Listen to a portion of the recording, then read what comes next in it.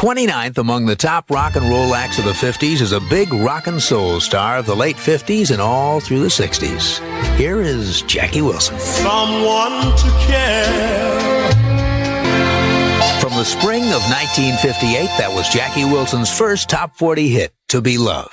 You know, Jackie once grew a mustache and told a lie so he could fight in the Golden Gloves tournaments in Detroit. You see, he was 16 at the time, 2 years under the age limit. So he let the hair on his lip grow out and told the officials that he was 18.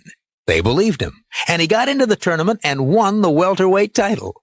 When he finished high school, he quit boxing to look for an easier way to make a living, and wound up choosing an even tougher career, show business. But as a singer, he turned out to be a real heavyweight. His first top 10 hit peaked in 1959. Here is Jackie Wilson one more time with Lonely Teardrops. Jackie Wilson, 29th among the top rock acts of the 50s, and the song, Lonely Teardrops. American Top 40. This is Casey Kasem in Hollywood on American Top 40. And you know, back in the 50s and 60s, a Detroit singer named Jackie Wilson became one of the best-known and most influential black singers of the rock era. He did it on the strength of more than 45 big hits on both the pop and soul charts.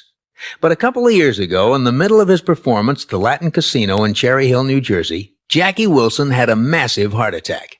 He lived through it, but in the few minutes that his heart was stopped, his brain was deprived of oxygen and was seriously damaged.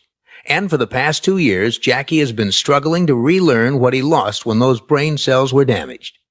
Well, recently, our East Coast researcher, Alan Kaltman, visited with Jackie at the Medford Lee's Care Center in New Jersey where he's being treated. Alan reports that Jackie is still unable to move his arms and legs on his own or to speak any words. But he does understand what is said to him, and he's responding to physical and speech therapy. The people closest to Jackie tell us that the most important thing is keeping his spirits up. And that means letting him know he hasn't been forgotten, that people still care and are pulling for him. Now, at number 9, here's Rita Coolidge and her remake of one of Jackie's biggest hits, Higher and Higher. Your love is lifting me higher. Rita Coolidge and a remake of Jackie Wilson's hit, now at number 9, first week in the top 10, Higher and Higher. And from all of us here at American Top 40, Jackie, keep fighting. We're rooting for you. Casey's Coast to Coast. Now on American Top 40, my tribute to the late Jackie Wilson. Today, younger music fans may not know the music of Jackie Wilson, but you have a lot of present-day stars whose careers parallel Jackie's. His life began with the odds against him. He was born in Detroit during the Depression. He was black, came from a poor family, and couldn't afford the kind of education that might boost him out of the ghetto.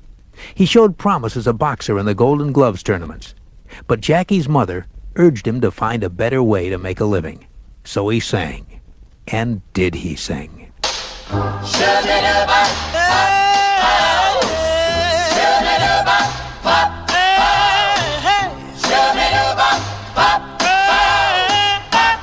heart is crying, crying. Lonely teardrops. That was Jackie Wilson's first big hit, a number 7 smash that debuted in late 58. Lonely Teardrops, written, by the way, by the man who would later launch the Motown empire, Berry Gordy Jr. The first chart record Jackie Wilson ever had was also written by Berry Gordy. It was a small hit that came out a year before Lonely Teardrops. It was called Reet Petite, the finest girl you ever want to meet. That was the first time national audiences heard Jackie Wilson as a solo artist. And over the next 10 years, they continued to hear the kind of soul and pop classics that have put Jackie in a class with Sam Cooke, James Brown, and Ray Charles. Songs like That's Why, Night, Doggin' Around, My Empty Arms, and Baby Workout. And this gem from 1967, Higher and Higher. I can stand up and face the world. In 1975, Jackie Wilson was appearing at the Latin Casino in Cherry Hill, New Jersey. During his performance, he had a heart attack that caused tremendous brain damage, from which he never recovered.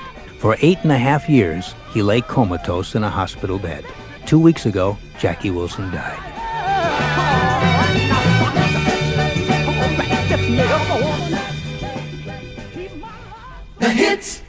From